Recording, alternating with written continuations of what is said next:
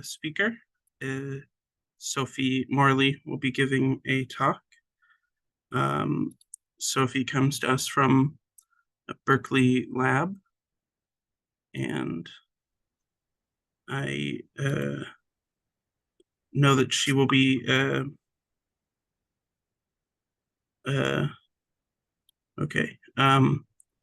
Her presentation is entitled The Dynamics of Magnetic Helices in an amorphous material using coherent synchrotron X-rays.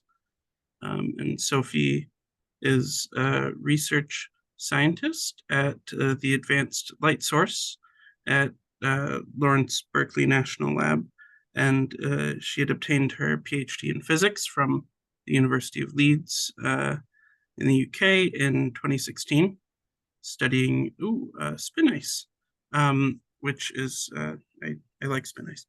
Sorry. So she carried out, she worked at her postdoctoral research at the University of California in Santa Cruz, and which is where she encountered the Lawrence Berkeley National Lab, investigating the effects of strain in metal to insulator materials, non-collinear magnets, and canted antiferromagnets. And now she's in charge of the coherent soft X-ray scattering beamline. And her current research looks at heterogeneous dynamics of amorphous helical materials and electrical transport signatures of magnetic topological textures such as skyrmions. So we are very excited to have her here, especially to hear about how she uses this advanced light source in her research. It's a very useful tool, and we thank you for being here today, Sophie. Yeah, thank you. Can you hear me okay? Yes. Yes, we can. Okay.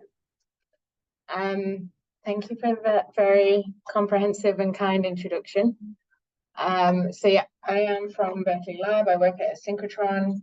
So a lot of the measurements that I show you have been done using coherent X-rays. And hopefully I'm going to convince you that it's a great tool for probing these types of materials and in general heterogeneous materials. Okay, so I will say my thank yous now in case I run over. So the majority of the work that I will show you has been done by our previous postdoc, Arnab Singh, who's now at Argonne National Lab, and also our grad student, Ryan Wilson, who's here at Berkeley Lab. And then we have a bunch of collaborators that have contributed in various ways at the lab, as well as the material growth is all done by Frances Hellman's group and her students down on the campus in UC Berkeley. Okay, so the material that I'm going to talk about is a non-collinear magnet. And the reason that you might care, or anybody might care, is it has potential in the field of spintronics, and that is the manipulation of spin in a more energy efficient way than the way that we use charge currently. So there's a bunch of handles to manipulate the spin, some of which are shown here. And then the applications can be pretty far-reaching. One of the most commonly referred to example is a read head in the magnetic hard disk storage. So this is a large resistance difference, so a change in the electrical current based on the orientation of your bit or the orientation of the magnet. And this was so revolutionary in the field at the time. It later received a Nobel Prize in physics. There was also a Nobel Prize that predated that in 1973 by someone who's been called the grandfather of spintronics is AtC-AtG, who also showed a large change in magnetoresistance going through an antiferromagnetic barrier. So these are all collinear examples of magnetism being used in spintronics. So by collinear, I just mean this Heisenberg exchange, which wants the spins to either be completely aligned or completely anti-aligned with respect to their neighbor. So this is known as ferromagnetism or antiferromagnetism. And then there's also another flavor of antiferromagnetism called ferrimagnetism. And this is when one of your sublattices has a slightly larger moment than the other sublattice.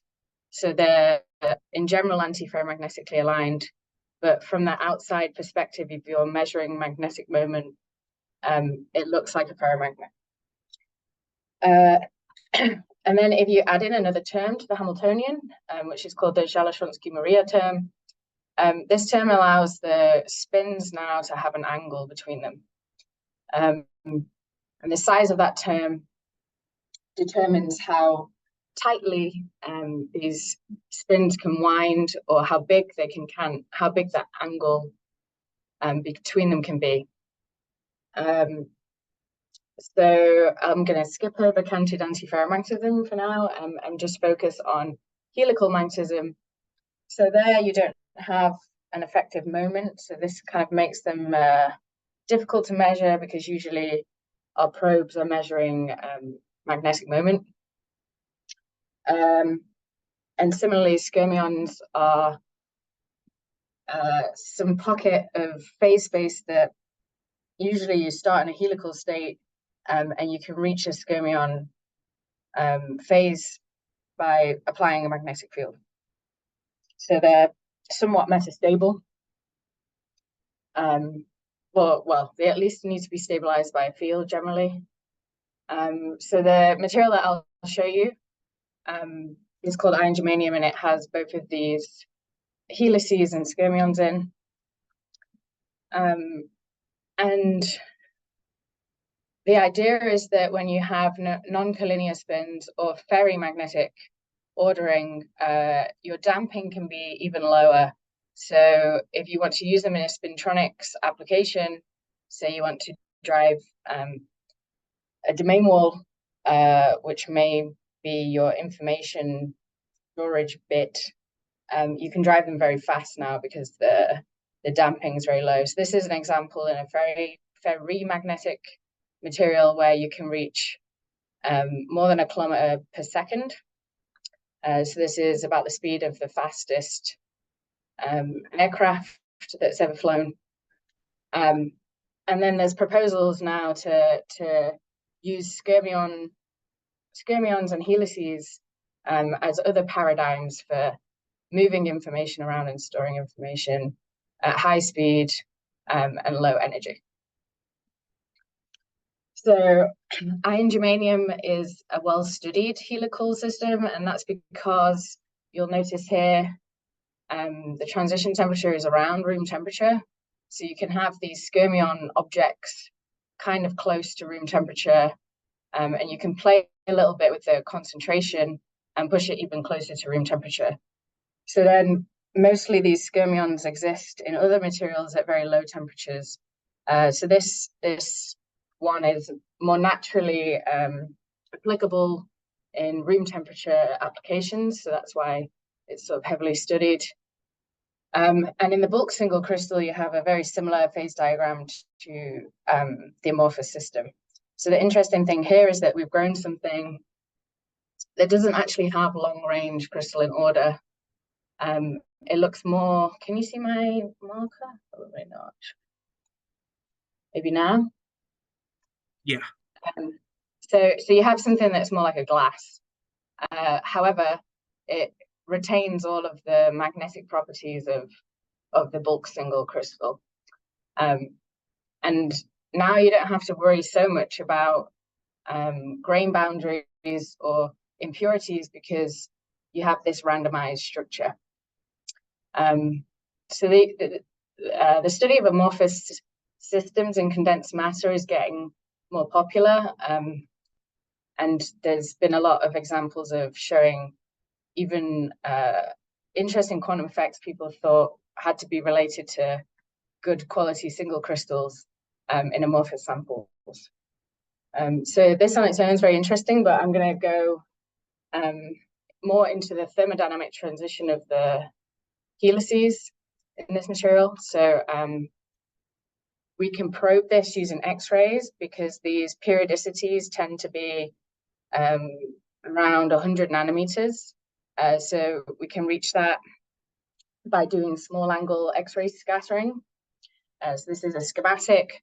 We sort of have our sample on a transparent substrate, X-ray transparent substrate, and we shoot the X-rays through.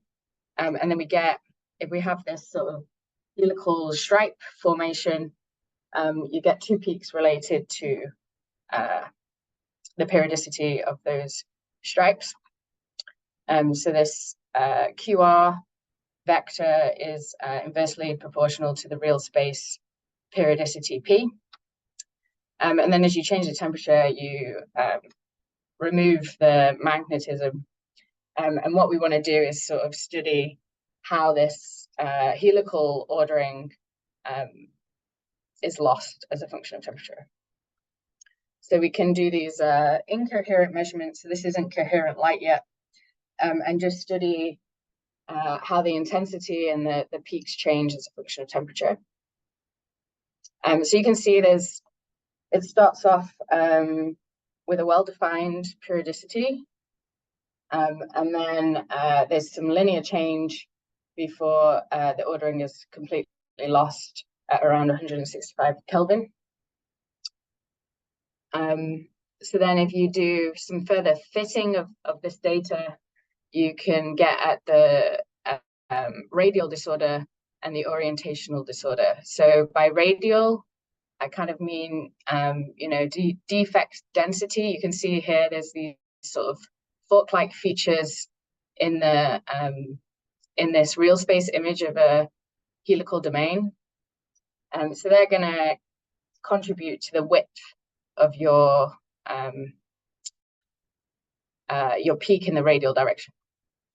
And what does it mean for it to get broader in the azimuthal direction? That means that you have domains that are sort of misoriented with respect to each other in the plane. So that will add to the broadening in that direction. And what we see from the static study is that one starts to change before the other starts to change as a function of temperature. So we thought that was curious.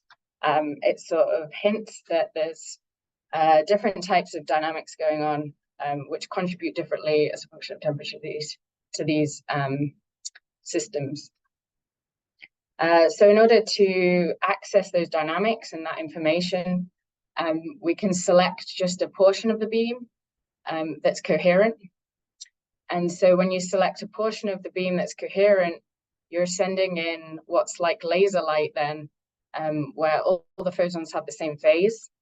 And so instead of getting this average sort of blurred out peak, like in this image here, your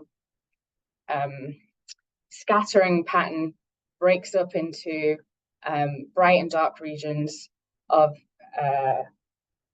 constructive and destructive interference. So this is like an interference pattern of the actual disorder in your sample that's being illuminated. So it means that if something changes configurationally in the sample, it changes in your speckle pattern. So you can start to take these images as a function of time, and you just look for changes in this interference pattern. So this is what we do. And this is a sort of schematic. So you can think of the speckle pattern a little bit like a fingerprint of that snapshot in time of the disorder of your sample. And as you sort of move around, this is just showing sort of Brownian motion of particles in a box. But if you imagine your helices kind of moving around, your speckle pattern will move around. So this is what we measure. And what we noticed in these samples, so this is a video that I hope works.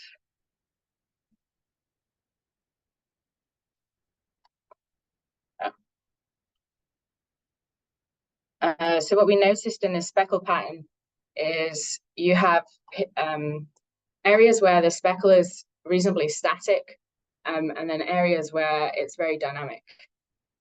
So it's not, everything doesn't start to change at the same rate all at the same time. It's sort of the takeaway message. And so we characterize this for a bunch of different concentrations in the sample. And we noticed that at low temperature, you get these hotspots where the dynamics start to occur in a very confined part of the sample, whereas the majority of the sample is static until they proliferate, and you end up with the whole speckle pattern fluctuating a lot. So this was not expected. And so more details can be found in this paper that we published this year. But if you collapse this onto the reduced temperature and the reduced magnetization, they all follow a similar pattern across the concentration. So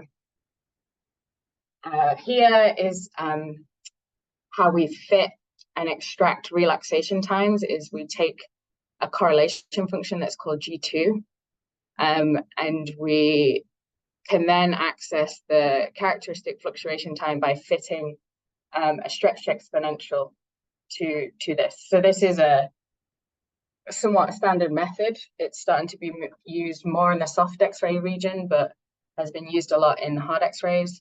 And it essentially just allows you to access the characteristic fluctuation time of your sample at a certain temperature. So as you change the temperature and the concentration, you can see how for the lower concentration here, you get dynamics happening further away from the transition temperature, but they all have a similar trend with temperature. So what sort of dynamics might be happening in these samples? So there has been some real space imaging of these things as a function of temperature. So here on the left is a MFM study where you can see this bright region is like a helical domain wall. So Q1 and Q2 are two helical domains. And you can see the contrast is lost in 270 Kelvin more easily on the right-hand domain than on the left-hand domain. So this might be something that would add to the azimuthal broadening that we see.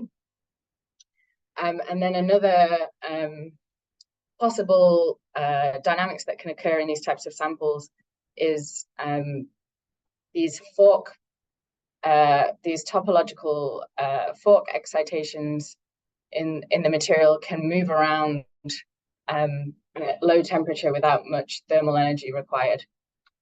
So this was sort of simulated theoretically and then shown all in this paper that you can have these fluctuations that are entropically driven. So therefore they don't require high temperatures. They can happen at 100 Kelvin below the transition temperature, the magnetic transition temperature. So we had some hints that some of these things might be going on. And so we wanted to be able to see if we could see some of that in our data. So this is the fitting that the G2 curves that I showed before were taken for specific speckles. So that is one of these regions of intensity that are particularly dynamic. But what happens if you take the whole scattering pattern? So you're analyzing the static parts at the same time as the dynamic parts, and you get both contributing to the G2 function. So this is what we're showing here. And you can see there's different relaxations going on. So there's something that drops off faster here, and then there's this longer drop off that has a temperature dependence out here. So we can fit these pretty well. The dotted lines are the fits to the data, and the solid lines are the data. And they allow you to extract some, again, some relaxation times, which is what's shown here, tau. And so we have these faster dynamics. So this is on the tens of seconds regime, happening well below the transition temperature. And so we think these are related to those defects slipping around and changing the periodicity, because we see this change in the periodicity spread in the same region. But they're very constrained. So most of the speckle pattern is fairly static, but you have these things that you can kind of think of like domain walls are able to move around at low temperature. So that was interesting. And it's supported by this number here is what proportion of the sample is fluctuating, essentially. So it's a very small percentage of the sample is allowed to move at these faster speeds. And then as more of the sample contributes to the relaxation, you have a mixture of timescales, and the average timescale goes up. So these are all very consistent with some theories and also some experimental results that I showed. So this is sort of a nice way to kind of probe it. And it tells you that these objects are not stable, even very much below the transition temperature. So we can simulate some of this, and we see a dependence of the speckle pattern that looks very similar to our micromagnetic simulations. And then we have some microscopy as well, which again looks very much like what the simulation shows us. So these all kind of agree with each other. And then the final thing I'll just say quickly is that these measurements are done at the coherent scattering beamline at ALS. And we have opened this year. So if you have a sample that you would like to measure dynamics in that's fairly heterogeneous, or you're interested in doing some sort of scattering experiments, these are the sort of sample environments that we have in the detectors. I encourage you to contact me if you have an idea, and we can figure out if it's possible. So with that, I will conclude.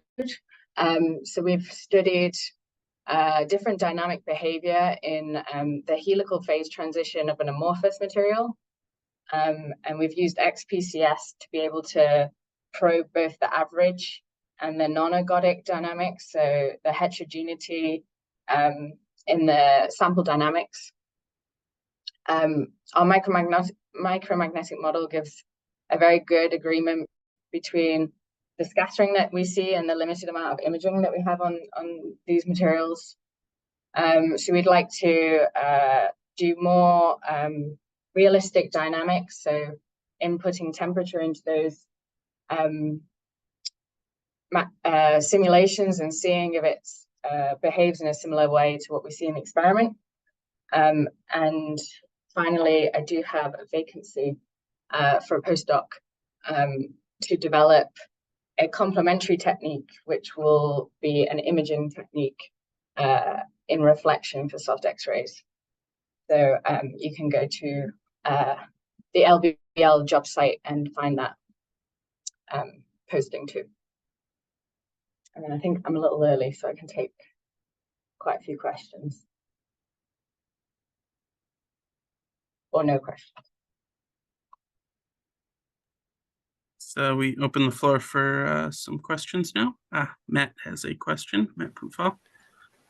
Hi, Sophie. Thanks for the nice talk. I I was wondering, since you're using coherent X-rays, can you use some of these lensless imaging techniques to inverse the problem and actually get a real space picture back from the speckle patterns?